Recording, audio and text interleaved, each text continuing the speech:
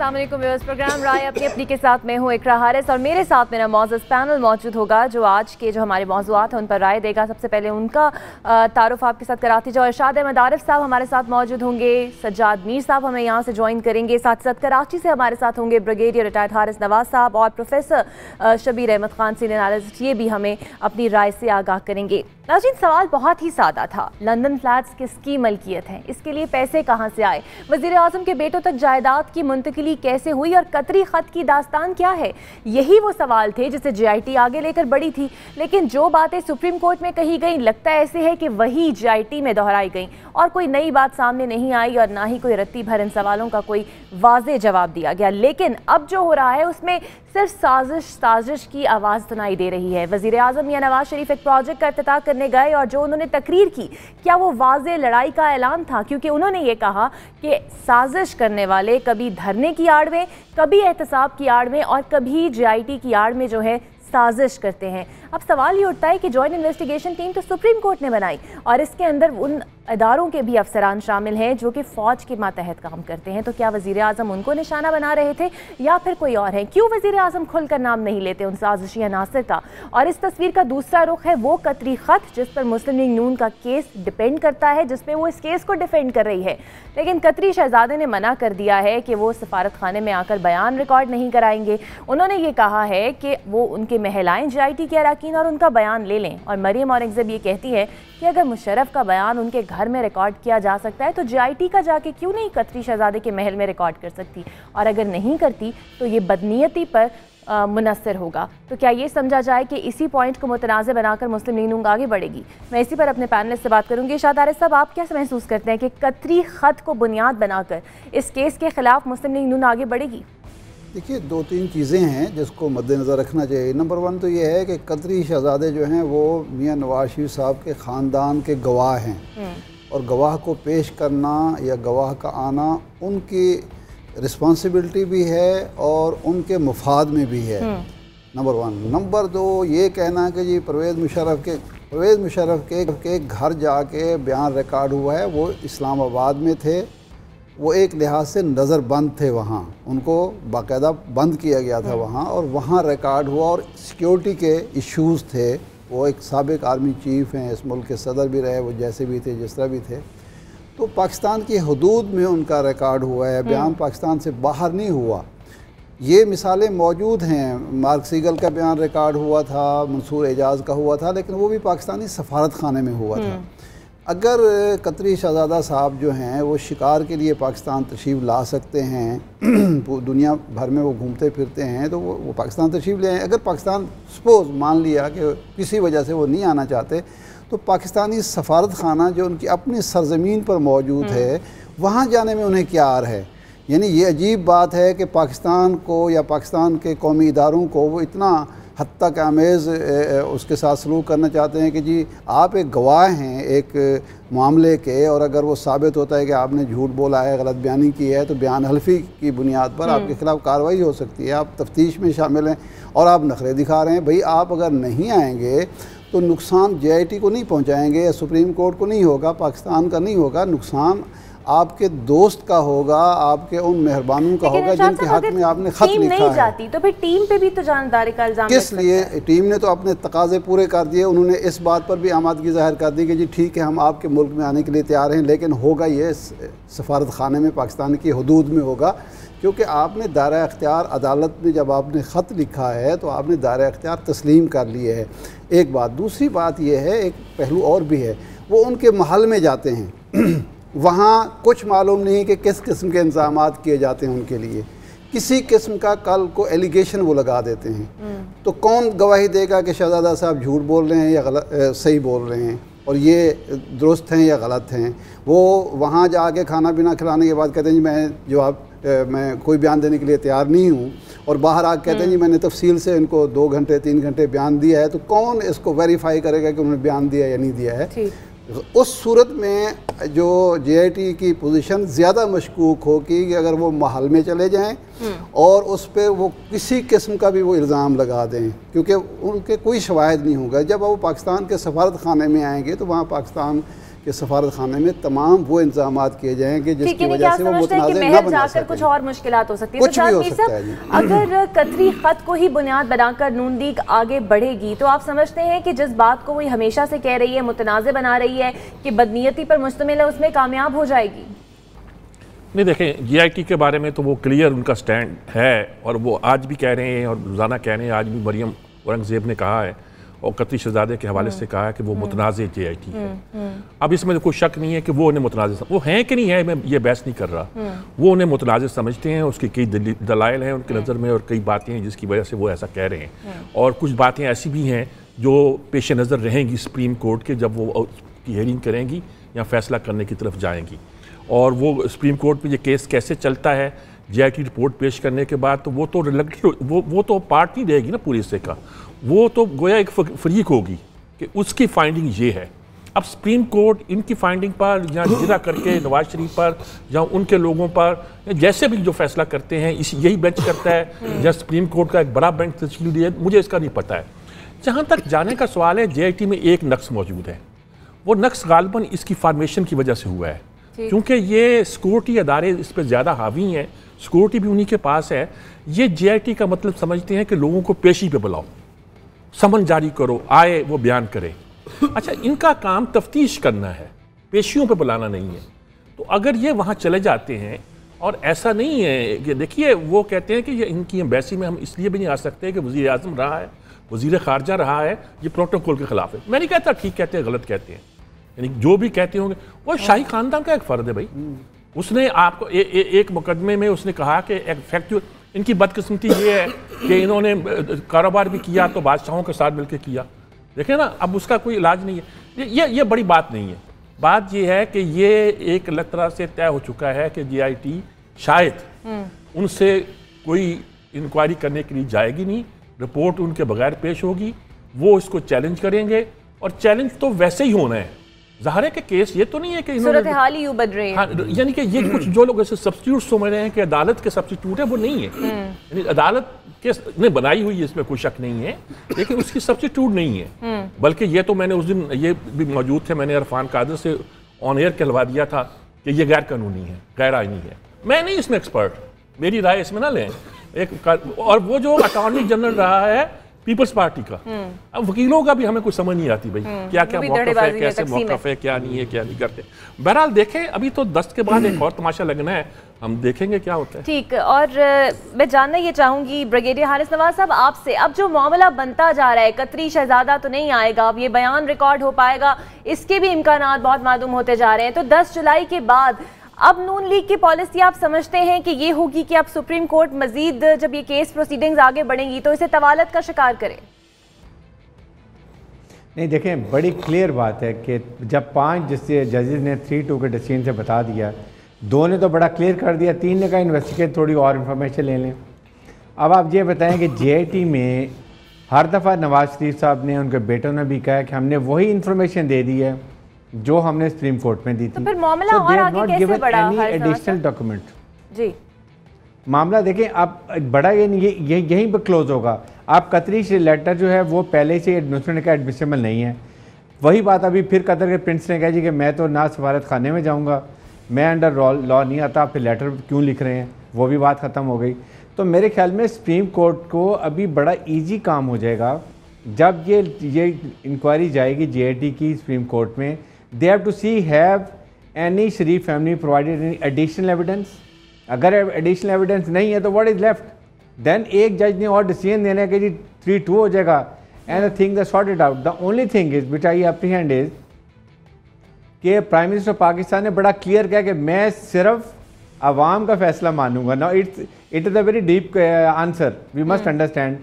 ये उन्होंने बड़ा थ्रेट किया कि वो किसी को बात नहीं मानेंगे, GIT की बात नहीं मानेंगे, सुप्रीम कोर्ट के डिसीजन को नहीं मानेंगे, and he will accept only आवाम का जो फैसला होगा।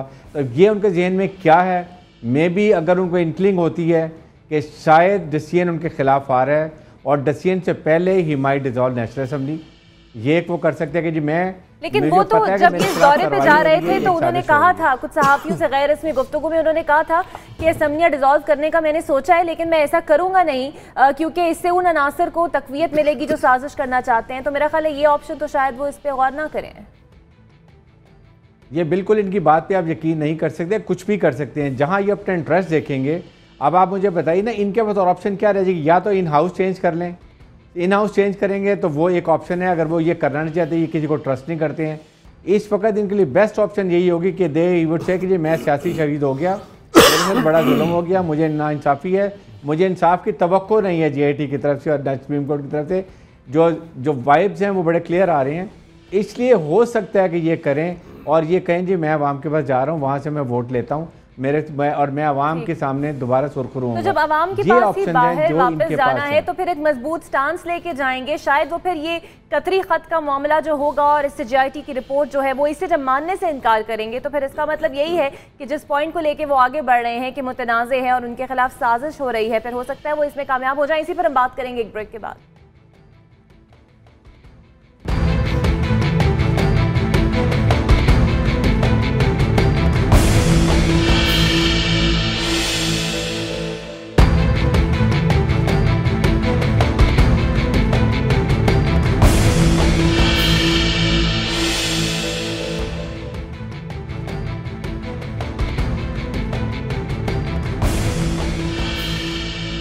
तो 60 दिन का वक्त खत्म हो चुका और 10 जुलाई के बाद क्या होगा, सबकी नजरें अब इसी पर लगी हुई हैं। लेकिन वजीर आजम ने तो बता दिया कि 10 जुलाई को वो दासू पावर प्रोजेक्ट का इफ्तिताह करने जा रहे हैं, उन्हें कोई परवाह नहीं, मुखालिफिन उनके खिलाफ जो मर्जी करते रहें।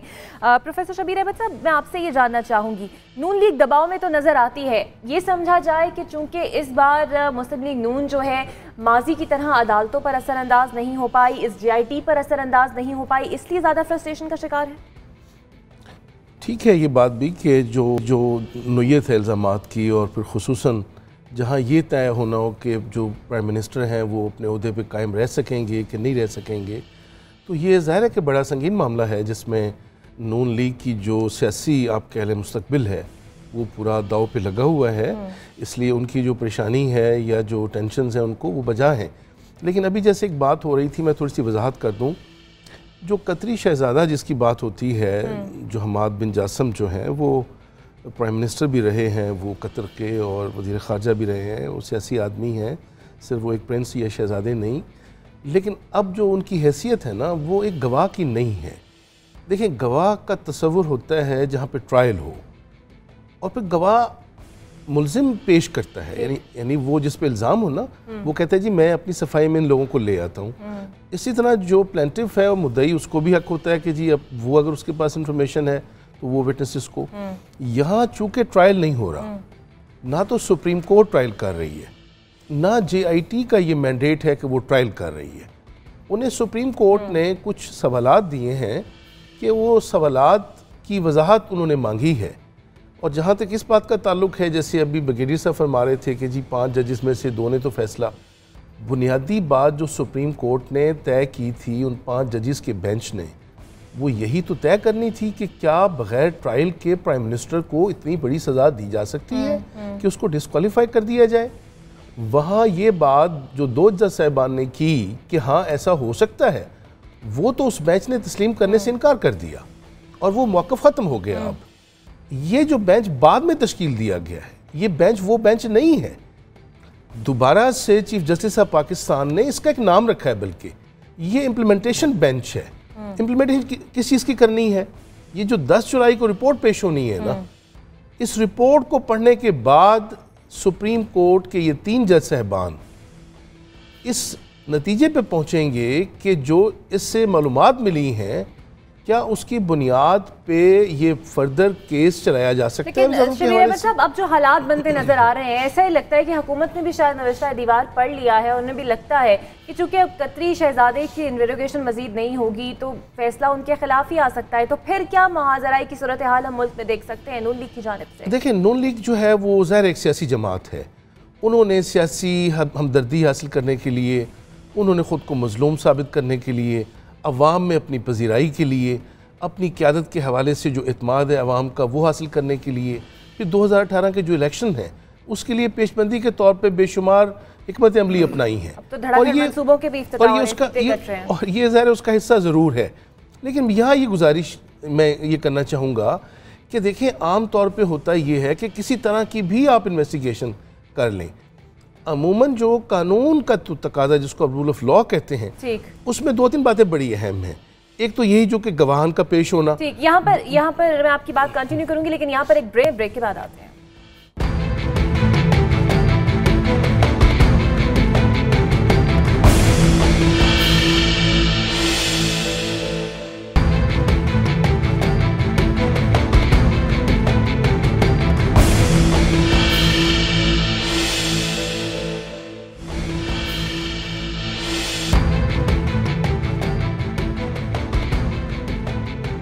JIT को मुतनाज़ा बनाकर आगे बढ़ने की ऐसा लगता है हिकमत अमली जो है नून लीग की जानिब से तय कर ली गई है। इरशाद आरिफ साहब, मैं आपसे जानना चाहूँगी, अब से कुछ देर पहले साद रफ़ीक ने जो मीडिया से बात की, उन्होंने आमिर अजीज़ का नाम लिया कि वो हैं जो कि मुस्लिम लीग नून के ख़िलाफ़ काम करते रहे हैं। उस पर भी उन्होंने बात की, लेकिन उनकी सुनी नहीं गई। तस्वीर लीक होने का मामला सामने आया, लेकिन नाम नहीं बताया गया। ये तमाम नकात कौम भी तो देख रही है। क्या इसी स्टांस को आगे लेकर आप समझते हैं नून लीग अवाम के सामने सुरखरू हो जाएगी? देखिए जी, वो कहते हैं खुए बदरा बहाना विसियार। जब ये JIT तश्कील पाई थी उस वक्त किसी ने एतराज़ नहीं किया है। एतराज़ उस वक्त हुआ है जब तफ्तीश शुरू हुई है, जनाब तारिक शफी साहब पेश हुए हैं, उसके बाद बारी आई है हुसैन नवाज साहब की, तो उसके बाद इन्हें महसूस ये हुआ कि ये JIT जो है ये तो वाकई ईमानदारी से काम करने लगी है, प्रोफेशनल तरीके से। ये तो सवालात भी ऐसे तैयार कर रही है जिसके नतीजे में हम फंस सकते हैं। अंदाज भी नहीं हो पाए। देखिए, ये जो प्रोसेस है कोई एक दिन में मुकम्मल नहीं हुआ। ये सारी जो बहाने साजी है ये बाद की है, उस वक्त नहीं हुई। जब 2 बयानात हो गए तो फिर इनको पता चला कि नहीं, ये मामला इतना आसान है, क्योंकि इससे पहले होता रहा है। अदालतें भी इनको रिलीफ देती रही। JIT यानी 14 कत्ल हो गए दिन दहाड़े, सबके सामने गोलियाँ चली, 2 ख़वातीन उसमें शामिल थी, उस JIT ने इनको क्लियर कर दिया। तो पहले ये समझे कि ये भी उसी तरह की कोई JIT है। एक बात तो ये है। दूसरा ये है कि भाई ये रिपोर्ट आ गई है, आपके ख़िलाफ़ फ़ैसला आ गया है। अल्लाह के बंदे, आप हुकूमत में हैं, आप वज़ीर आज़म हैं, आप सारे वज़रा बैठे हुए हैं, JIT को आप काम करने दें। इदारे आपके पास हैं, रिकॉर्ड आपके पास है। ये लोग तो काबिल दाद हैं कि इतने मुश्किल हालात में एक हुकूमत के ख़िलाफ़ वो करना चाह रहे हैं, ईमानदारी से काम करना चाह रहे हैं, प्रोफेशनल तरीके से। आप साबित ये करना चाहते हैं कि इस मुल्क में रूल ऑफ लॉ नहीं होना चाहिए। हर शख्स को हुक्मरानों की मर्ज़ी के मुताबिक, खा वो अदालतें हों, खा JITs हों, काम करें तो ठीक है, अदरवाइज़ जो है हम काम नहीं करने देंगे। भाई कुछ अच्छी रिवायात अगर कायम होने जा रही हैं और आप एक तरफ ये क्रेडिट लेते हैं कि जनाब का भी जिक्र करते हैं, कौन सी साजिश है, और फिर कहते हैं कि JIT अरकान जो हैं वो दबाव डालते हैं अपनी मर्जी का बयान लेने के लिए। यानी 21वें ग्रेड का अफसर जो है वो वज़ीर आज़म पर दबाव डाल रहा है। ये मजाक की वजह से उल्टी गंगा बह रही है। यानी ये तो काबिल फ़हम है कि वज़ीर आज़म 21वें ग्रेड के अफसर पर दबाव डाले। 21वें ग्रेड के अफसर जो है वज़ीर आज़म पर दबाव डाल सकता है? कहीं दुनिया में ऐसा होता है? सीधी सीधी बात है कि जो शख्स वो 21वें ग्रेड का हो या 9वें ग्रेड का होगा, जब वो ईमानदारी से काम करेगा, पूरी जुर्रत और दलेरी से काम करेगा, तो हमारे हुक्मरान खा ये हों या कोई और हो, उनको नाकाबिल कबूल होगा। क्योंकि हम इस बात के बिल्कुल आदी ही नहीं हैं। हम आदी हैं जी हुजूरी के, हम आदी हैं अपनी मर्जी के काम कराने के, हम हक में नहीं है। एक कतरी शहजादे के हवाले से भी बात हो रही है। बात यह है कि ये कतरी शहजादे साहब जो वज़ीर आज़म साबिक हैं या शहजादा साहब हैं, वज़ीर ख़ारिज, ये पाकिस्तान के सफारत खाने में तो नहीं आना चाहते। यहाँ जब भक्कर में, राजनपुर में, रहीम यार खान में धक्के खा रहे होते हैं और AC इनके साथ होते हैं, रिसीव करते हैं, इनको शिकार करने पहुँचे होते हैं, उस वक्त ये रिसीव करने, उस वक्त जो है इनको ना वजारत उज़्मा याद आती है, ना हमारे तिलोर मारने हूँ तो ये आम आदमी बन जाते हैं। उस वक्त शहजादे नहीं रहते, और कई दिन महीना में ना यहाँ ठहरे होते हैं। और जब आपको गवाही देनी है तो आप वज़ीर आज़म बन गए हैं, आप शहजादे बन गए। भाई यही कतर के मुल्क के तौर पर, एक आज़ाद मुल्क के तौर पर काबिल एहतराम, लेकिन पाकिस्तान के मुकाबले में हैसियत क्या है? आप समझते हैं कि शायद नून लीग ने कह दिया है कतरी शहजादे को कि हीले बहाने करो और महल बुला लो, JIT तो आएगी नहीं, बयान नहीं देना? महल फिलहाल तो वो नहीं आ रहे ना जी, किस्सा खत्म हो गया ना। नहीं वो नहीं आ रहे ना, अभी तक के वो नहीं आ रहे, किस्सा खत्म हो गया। आप रिपोर्ट पेश कर दें, उसकी क्रेडिबिलिटी फिर चेक कर लें। देखें, ये सारी जो बात है, मसला ये है कि ठीक है, उनके ना आने से नवाज शरीफ को भी नुकसान पहुंचेगा और JIT को भी नुकसान पहुंचेगा। बड़ी क्लियर बात इसकी लेकिन सर उनके ना आने से नून लीग को फायदा भी तो पहुंचेगा, वो तनाज़े बना देंगे वो रिपोर्ट। देखिए बात बना भी दी है, नहीं बना के देंगे रिपोर्ट तो मतलब देखिए GIT ये बात दुरुस्त है शाह साहब की कि इन्हें इतराज़ शुरू में करना चाहिए था, जब 2 आदमियों की तकर्री हुई थी और उनको मालूम था कैसे हुई है। जब व्हाट्सएप का मसला आया, दूसरे मसले आए, तब उन्हें रियलाइज हुआ कि ये तो खास तौर पर उन्हें इतराज़ तो बेंच पे भी करना चाहिए था, 1-1.5 जजेस पे करना चाहिए था। और 1.5 जज जानबूझ के कह रहा हूँ, उन जजेस को उस बेंच पे बैठना ही नहीं चाहिए था। ये बात भी हो सकती है और ये लीगल राइट है किसी का भी, जो उन्होंने नहीं किया। वो ये समझते रहे कि सारा काम जो है ना रूटीन में तरीके के साथ होता जाएगा, मसला तय हो जाएगा। देखिए यह मसला नहीं है हमारा कि GIT क्या कहती है, ये मसला नहीं है कतरी शहजादा आता है कि नहीं आता। हमने जितनी हाइप क्रिएट करनी थी क्रिएट कर ली, बयान देने थे दे दिए। देखिए इमरान खान ये तक तो कहता है कि जब वो चीखते हैं तो मुझे मजा आता है। That's a sadist approach. और सैडिस्ट अप्रोच जो है ये अजियत पसंदी की, ये एक कैलस आदमी की, शकी कल्ब आदमी की हो सकती है। तो अच्छी बात नहीं है ये कहना। हमारी सारी लीडर्स, अच्छा अब जो आप कहते हैं कि नून क्या करेगी, वो तो यहाँ से आते हुए ताजिकिस्तान से नवाज शरीफ ने कह दिया है कि जरा ये खत्म हो जाए तो हम निबड़ लेंगे। यहाँ फुल तैयार हैं हर नहीं, दे हैव डिसाइडेड। ये भी आया कि जब उन्होंने मीटिंग की गई है तो उन्होंने इसके कानूनी दूसरे सारे पहलुओं पे गौर किया, क्या हो सकता है, क्या एतराज़ हो सकता है। इसके पेश होते ही सुप्रीम कोर्ट के में कोई दरख्वास्त पेश कर दी जाए, कुछ हो जाए। उन्होंने देखिए ये आपके कहते हैं कि जी हमने कर दिया अब तुम बस चले जाओ, वो नहीं जाएंगे। नवाज शरीफ हैज डिसाइडेड कि वो फेस करेगा सिचुएशन और ये उसको हक पहुंचता है पॉलिटिकली भी और कानूनी भी। वो कहते हैं आवाम की बात लेकर आए। ये एक वजीर आज़म ये कहता है कि हम निबड़ लेंगे, तो इसका मतलब क्या है? उसने कहा मैं बड़क कभी नहीं मारता। नहीं, उसका मतलब है पॉलिटिकल, उसका ना बड़क कभी नहीं मारता, लेकिन इनको डरने वालों को हम निबड़ लेंगे। मतलब उसका कहना, अच्छा उस तरह निबड़ना होता तो ये तो सड़कों पर ले आएंगे आवाम को, ला सकते। पहले तो कभी नहीं, जब इलेक्शन होंगे तो सड़कों पे क्यों पहले नहीं आते थे ना। जब PNA की मूवमेंट थी तो मैंने वो जुलूस देखा था कराची में, जिसमें कोई लाखों लोग निकले थे। लेकिन पीरजादा ने, हफीज पीरजादा ने अगले दिन जुलूस निकालना चाहा तो सैकड़ों भी नहीं थे। तो अगर इनको ये ख्याल है कि हम लोग ला सकते हैं तो पॉलिटिकली ठीक, लेकिन अब देखना ये है कि 10 जुलाई के बाद नून लीग आखिर अब जिस हिकमत अमली पर है। ब्रिगेडियर हारिस नवाज साहब, मैं आपसे जानना चाहूंगी, साद रफीक ने भी प्रेस कॉन्फ्रेंस करते हुए ये कहा है कि एक खबर आ गई है कि हसास इदारे कंट्रोल कर रहे हैं जॉइंट इन्वेस्टिगेशन टीम को, लेकिन हसास इदारे इसकी तरदीद भी नहीं कर रहे। अब साद रफीक साहब ये बोल रहे हैं तो डायरेक्टली हिट तो वो कर रहे हैं। देखें बात यह है कि ये जो इंटेलिजेंस इदारे होते हैं दे विल नेवर स्पीक, इसलिए कि they know what they are doing in the best interest of the country और फेयर चल रहे हैं। तो फिर इससे तो आवाम के ज़हनों में इंस्टिल किया जा रहा है कि फिर वाकई साजिश हो रही है। नहीं, साबित नहीं। देखें यही GIT थी जिसके लिए उन्होंने मिठाइयाँ तकसीम की थी। उसके बाद जब अब इनको पता चल रहा है कि they have not been able to provide any additional evidence, ये या तो ये देते ना, इनके पास कुछ भी नहीं है। अब इनको नज़र आ रहा है कि अल्टीमेटली ये डिसीजन की साइड पर जा रहा है और सुप्रीम कोर्ट ने क्या डिसीजन देना है। आज इस पे जो आज बैठे हुए हैं, आप मुझे बताइए वीकेंड के ऊपर फेडरल मिनिस्टर बैठ के अगर ये इस तरह की बातें कर रहे हैं कि फलां जो है मेंबर वो उसकी ये एफिलिएशन है, ये सुप्रीम कोर्ट ने रिजेक्ट कर दिया था। वो तो कहते हैं अदालती हुक्म के ऊपर कंट्रोल दिया गया है। जी, उनका तो कहना है कि अदालती हुक्म के ऊपर ये कंट्रोल हसास इदारे को दिया गया है। नहीं, बिल्कुल नहीं, कंट्रोल नहीं किया गया। देखें वो इसलिए दिया गया है कि वहाँ पर कोई सिक्योरिटी इश्यूज ना हो, जो कि ISI और MI का काम ही है, इसलिए security the. It's only security issue, ताकि कोई भी ऐसी प्रॉब्लम ना हो। GIT के लिए they should be able to work under best conducive environment, working environment पे कोई रखल ना हो। अगर गवर्नमेंट को वो दे देते, FIA को देते या IB को देते, वो उनकी हुकूमत के मातहती अदारे हैं। इसलिए उन्होंने टू रिमेन फेयर उन्होंने सुप्रीम कोर्ट ऑफ पाकिस्तान ने दिया है। और ये जब डिसीजन आएगा आप देखेंगे उस वक्त भी सुप्रीम कोर्ट सिक्योरिटी के लिए किसी न किसी इंपॉर्टेंट अदारे को ये ज़रूर इंस्ट्रक्शन देंगे सिक्योरिटी के लिए। आपको इनका रिकॉर्ड पहले पता है क्या हो चुका है। पहले भी सुप्रीम कोर्ट पे हमला किया गया था और अभी भी जिस तरीके से थ्रेटनिंग लैंग्वेज इस्तेमाल की जा रही है कि ये कसाई की दुकान है, आज भी ये बात कर रहे हैं, तो ऐसी बातें नहीं करनी चाहिए। Wait for the decision and give your evidence, उनको सपोर्ट करें, उनकी मदद करें कि आप उनको पहले वो माहौल बना रहे हैं ताकि आवाम की सपोर्ट जो है वो उन्हें मिल सके। शबीर अहमद साहब, मैं आपसे जानना चाहूँगी, जरदारी साहब ने भी अभी कुछ दिनों पहले ये कहा कि 5 साल पूरे करने देने चाहिए मुस्लिम लीग नून को।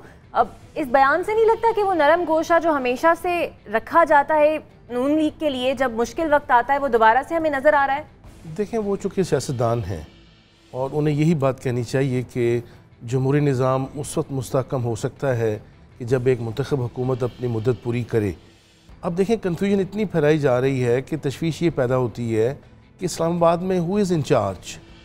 प्राइम मिनिस्टर ऑफ पाकिस्तान जो है वो अवाम का एक मुंतखब नुमाइंदा होता है, करोड़ों अवाम उस सियासी जमात को वोट देते हैं, उसमें पार्टिसिपेट करते हैं और फिर वो प्राइम मिनिस्टर जो है वो चीफ एग्जीक्यूटिव होता है पार्लिमानी निज़ाम में। यहाँ जो हमें बेबसी दिखाई दे रही है और जिस तरह के मामलात, इससे ये वाज़ेह लग रहा है कि जो वो कठपुतली तमाशा वाली बात की है या जो साजिश की जो थेरी है उसके बारे में कुछ बातें हैं जो कि जैसे मरीम नवाज़ ने कहा कि आप ये मौका ना दें कि वो शायद आवाम के सामने जाएं और उन बातों का इजहार करें। मैं सिर्फ यहाँ एक गुजारिश करूँ, JIT का जो प्रोसीजर है उसमें और जो 5 जजेस पे मुश्तमिल बेंच था कोई तो फ़र्क होना चाहिए था। JIT के लोग बनाए इसलिए गए थे कि वो मामला जो जज साहबान में भी उस तरह की मालूमात मसलन पाकिस्तान के किसी इदारे से लेनी है, ये रवा नहीं रखा गया। और मुझे ये बताएं कि ISI का अगर उसमें एक नुमाइंदा शामिल है या MI का, फ़ौज का अपना अंदर का निज़ाम क्या है जिसमें कभी वहाँ अगर किसी बात पे तफ्तीश करनी हो तो क्या ये 2 इदारे करते हैं? आप ज़रा तहकीक करके देखें। और इदारे मौजूद हैं, और इदारे मौजूद हैं। ये बदकिस्मती से तासुर नहीं जाना चाहिए था। तो शफाफियत है ना, वो शफाफियत रहनी चाहिए थी JIT की। ये कंट्रोवर्शियल इसलिए बनी है कि इसने जो प्रोसेस अख्तियार किया अच्छा है। लेकिन यहाँ पे मैं ये भी ऐड करना चाहूंगी, शेख रशीद ने भी बयान दिया, उन्होंने कहा कि नवाज शरीफ की कभी किसी जर्नैल से नहीं बनी। उनका ये बयान देना और फिर आज जो साद रफीक साहब ये कह रहे हैं, थोड़ी मिलती हुई नजर आ रही है हारिस नवाज साहब आपको? देखें बेसिकली बात ये कि अभी इस वक्त ये एक बड़ी ट्रांसपेरेंट बनाई गई है ये JIT, हमें इसको समझने की ज़रूरत है। ISI और MI मीन्स के कहीं ना कहीं कोई किसी का इन्फ्लुएंस नहीं है, एक न्यूट्रल लोग बैठे हुए हैं, वो इंक्वायरी हो रही है इस स्टेज पे। अब ये डाउट क्रिएट करना, मैं जो हमारे भाई जो बात कर रहे हैं मैं इनसे मुतफिक नहीं हूँ, ये बातें पहले की थी। अब इसको let it go to the conclusion और वहाँ पे जाके इसको एक, अब जबकि बिल्कुल एक दिन रह गया, 10 को इन्होंने रिपोर्ट पेश करनी है। अब इन्होंने जितनी मेहनत की है, ट्रांसपेरेंट की है, किसी का इन्फ्लुएंस नहीं लिया। अगर उन्हें हुकूमत का इन्फ्लुएंस भी नहीं लिया तो उन्होंने किसी ऑपोजिशन का भी नहीं लिया ना। It was responsibility of the government, not only government, I would say Sharif family, कि वो अपने डॉक्यूमेंट दें, उनको मनी ट्रेल दे दें, दैट्स एंड ऑफ इट। जब आपके पास नहीं है और ये सबको पता है कि पैसा किधर से आया, कैसे आया, द ओनली थिंग इज कि आप खुद देखेंगे 12, 13 साल, 14 साल के बच्चों के पास आके इतना आके वो पैसा दे देते हैं किसी को, कहाँ से पैसा आता है? ये जस्टिफाई करने की बात है, आप कर दें, मैटर इज ओवर। लेकिन अब बात ये है कि जब साद रफीक साहब अब ये कह रहे हैं कि साफ होता दिखाई नहीं दे रहा, तो वो बेस जो वो क्रिएट करना चाहते थे, उन्होंने जो पॉलिसी लेकर बढ़ी थी, ऐसा लगता है कि अब वो शुरू हो चुकी है। एक ब्रेक लेते हैं, ब्रेक के बाद हाजिर होते हैं।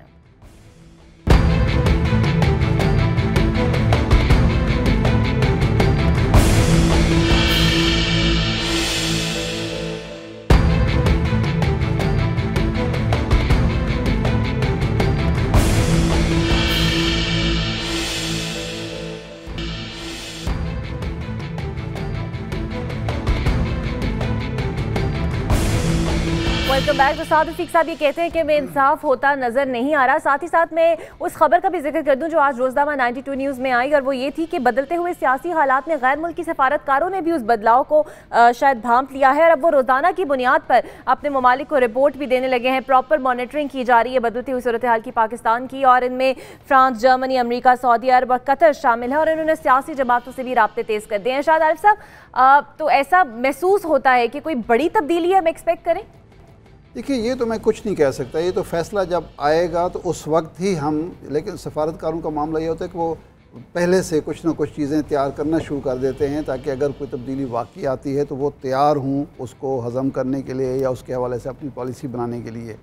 मुझे मुस्लिम लीगी वज़रा की प्रेस कॉन्फ्रेंस में ये पॉइंट जो है ISI के हवाले से बहुत इसलिए अफसोस हो रहा है कि मुस्लिम लीग का नैरेटिव और नरेंद्र मोदी का नैरेटिव एक हो गया है। उनको भी, नरेंद्र मोदी को भी हमारी ISI पर एतराज़ है और हमारे वज़रा को भी भाई ISI कोई इंडिया का इदारा है। खुदा ना खास्ता अगर JIT ये तय करती है कि जनाब हमारे सिक्योरिटी और सिक्रेसी के मामला जो हैं वो ISI बेहतर तरीके से हैंडल कर सकती है और सुप्रीम कोर्ट उस पर ठप्पा लगाती है, सुप्रीम कोर्ट उनको इजाज़त देती है, तो इसका मतलब है JIT को छोड़ें ना, तो आप ISI पे आपको एतमाद है ना सुप्रीम कोर्ट पर आपको एतमाद है। ISI जो है वो आपके खिलाफ है, खुदा न खास्ता सुप्रीम कोर्ट आपके खिलाफ है, तो फिर आपको इस मनसब पर बैठने का कोई हक हासिल नहीं है। जिसके ऊपर जिस वज़ीर आज़म पर ना ISI भी साजिश में शरीक है, सुप्रीम कोर्ट भी शरीक है, फ़ौज भी शरीक है, ये गलत बात है, ऐसे ना करें, ये कोई तरीका नहीं है। ये कोई तरीका नहीं है। पब्लिक में आप अपने इदारों को बदनाम करना शुरू कर देते हैं। दूसरा ये है कि जो सूरत हाल बन रही है, अगर आपने केस अपना बेहतर तरीके से लड़ा है, आपके वकीलों ने अच्छे तरीके से लड़ा है, आप मुतमैन हैं कि आपका हिसाब बिल्कुल पाक है, तो आपको इस तरह की बातें वो मुतमैन नहीं है, वो कहते हैं इंसाफ तो इसका मतलब है फिर आप या तो अपने गिरेबानों में झांकें कि जी हम अपना साबित नहीं कर सके केस, या अपने वकीलों को मतून करें कि वो आपका केस जो है अच्छे तरीके से नहीं लड़ सके। फिर ये इदारों को देखें, अगर वज़ीर आज़म और उनके वज़रा जो हैं ISI के ख़िलाफ़, फ़ौज के ख़िलाफ़, सुप्रीम कोर्ट के ख़िलाफ़ एक मुहिम चला देंगे और मुल्क के अंदर, अपने मुल्क के अंदर इस वक्त जबकि हम ख़तरात में घिरे हुए हैं, एक नेक्सस बन चुका है हमारे ख़िलाफ़, उस वक्त अपने इदारों के ख़िलाफ़ लड़ना शुरू करेंगे तो पाकिस्तान का वो एक्शन प्लान कहाँ जाएगा, पाकिस्तान की सिक्योरिटी कहाँ जाएगी, पाकिस्तान का दिफा कहाँ जाएगा, पाकिस्तान के मफादात कहाँ जाएंगे। अजीबोगरीब बात है। लेकिन जिस तरह इमरान खान साहब कहते हैं कि एक शख्स पे अगर करप्शन का हिसाब होगा तो तब्दीली हो सकती है, सज्जाद मीर साहब मुमकिन है एक शख्स का एहतसाब हो और तब्दीली पूरे मुल्क पे आ जाए? देखिए बात यह है कि एहतसाब हो तो तब्दीली हो सकती है, लेकिन एहतसाब का प्रोसेस भी हम तय करेंगे और तब्दीली उस प्रोसेस के तहत करेंगे। ये अगर हमारे यहाँ एहतसाब के इदारे मौजूद नहीं हैं तो ये हमारे सिस्टम की ख़राबी है। हमें ये अगर इदारे मौजूद हैं, हमने उसको इस्तेमाल नहीं किया तो भी सिस्टम की ख़राबी है। हम अगर दर्दों पे आ गए, हमने कहा शायद लॉकडाउन करेंगे, उसके नतीजे पर कोर्ट ने जिसने पहले रिजेक्ट कर दिया था कि हम केस सुन नहीं सकते, केस शुरू कर दिया, उसके बाद अवामी प्रेशर था। देखिए अदारों की बात यह है, अदारे सारे मुकद्दस है जितना, और देखिए अगर एक हमारा इंटेलिजेंस का दायरा आपको सरबराह को पसंद नहीं आता, ट्रंप साहब को, हालांकि मैं तो उनको कोई हामी नहीं हूँ और उनकी कार्रवाई का हक़ ही नहीं, वो फारग कर देते हैं, जेम्स कॉमी को उन्होंने फारग कर दिया, तो ये हम यहाँ नहीं कर सकते। करें ना जी। नहीं कर नहीं सकते, करना चाहिए, कर नहीं सकते ना जी। हम आज अगर करेंगे तो कहेंगे जी फौज के साथ टसल ले रहे हैं। अदारा वो बराह रास्त वज़ीर आज़म के मतहत है, लेकिन आंसरेबल वो किसी और को होता है। उसमें और बहुत चीज़ें, नेशनल सिक्योरिटी में बहुत सी बातें ज़रूरी भी हैं, ऐसी नहीं कि ज़रूरी नहीं है, लेकिन इन सब बातों को आप छोड़िए। बात यह है कि ये फैसला अभी अदालत ने के पास जाना है। अदालत ट्रायल शुरू होना है, अदालत आगे कहाँ रेकमेंड करती है इस केस को, फिर ये तो अदालत हमारी मुहिब वतन है, हमारी फौज मुहिब वतन है, हमारे तमाम अदारे मुहिब वतन है। अभी मसला किस तरफ जाता है, ये खेल तमाशा तो जो लगा है वो तो अपनी जगह है, हम इसको एंजॉय कर रहे हैं, कुछ इसको इसका मजा उठा रहे हैं। अदालत का इंतजार किया जाए, अदालत के फैसले का इंतजार किया जाए। एक बड़ी अफसोसनाक बात है हमारे यहाँ, बड़ी अफसोसनाक बात है कि हमने कुछ इदारों को तो हमने सेक्रेट काऊ का दर्जा दिया हुआ है, मुकद्दस गाय का। अच्छा, ये जो इंस्टीट्यूशन है प्राइम मिनिस्टर का और पार्लियामेंट का, ये भी इनकी हैसियत भी एक इदारे की होती है।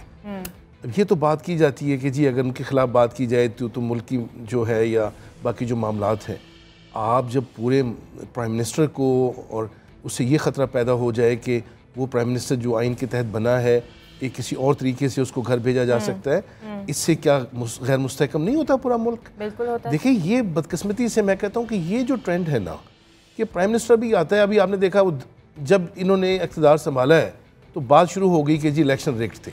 2 साल वो ढंढोरा पीटा जाता रहा, उसका फैसला खैर सुप्रीम कोर्ट से आया, फिर ढंढोरा अब ये पीटा जा रहा है कि जी वो पनामा नहीं।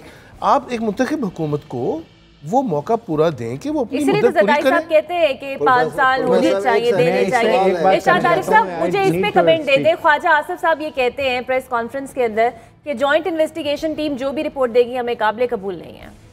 नहीं, अब आप मुझे ये बताइए, आप कह सकते हैं, कुछ भी कह सकते हैं, ये अगर रिपोर्ट लीक हो गई है, अगर यहाँ फरिश्ते बिठा दिए जाएं, यहाँ फरिश्ते बिठा दिए जाएं, वो रिपोर्ट दे दें अगर इनके खिलाफ हुई, ये कभी नहीं मानेंगे। माजी ही है, अरबों रुपए जो हैं लूटे गए, कोऑपरेटिव के लोगों के घर तबाह हो गए, यतीम बेवाओं के पैसे लूटे गए, एक लोन कमीशन बना, उसने इनके हक में रिपोर्ट दी, उस साहब को मौसूफ को सेनेटर बना दिया गया। ये इस तरह की रिपोर्टों की असल में हामी है। एक बात, दूसरा अदम इस्तेहकाम की बात भी हो रही है। ये अभी ताज़ा तरीन बात है, मार्च की बात है, साउथ कोरिया में प्रेसिडेंट के खिलाफ इसी तरह की मूव हुई, उनको न सिर्फ छोड़ना पड़ा बल्कि छोड़ने के बाद वो गिरफ्तार हुए, जेल में पड़े हुए हैं। वहाँ तो जमहूरियत को कोई खतरा नहीं हुआ, कोई आदमी इस्तेकाम पैदा नहीं, किसी ने नहीं कहा, किसी ने ये नहीं कहा कि हुजूर ये मुंतखब आदमियों को हटाने का ये कोई तरीका नहीं है।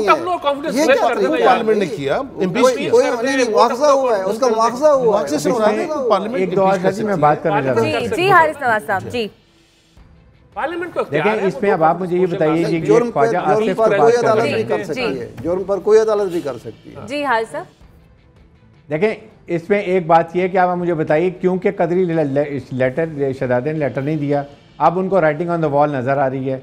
नंबर 2, डीसीएन को इन्फ्लुएंस करने के लिए उनको थ्रेट कर रहे हैं कि जी कतरी लेटर तस्लीम ना हुआ तो हम आईटी की जो जेडी की रिपोर्ट अब तो मामला कुछ उन्होंने समेट सा दिया है ना। अब तो उन्होंने रिपोर्ट तो 10 जुलाई को देनी थी, उससे पहले ही शायद उन्हें पता चल चुका है। व्हाई नाउ आप 2 दिन पहले क्यों बोल रहे हैं इस बात के? Now matter is closed.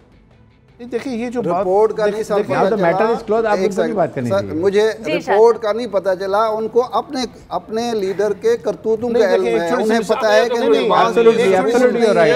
ये प्रॉब्लम हो गई। This is what they are doing now.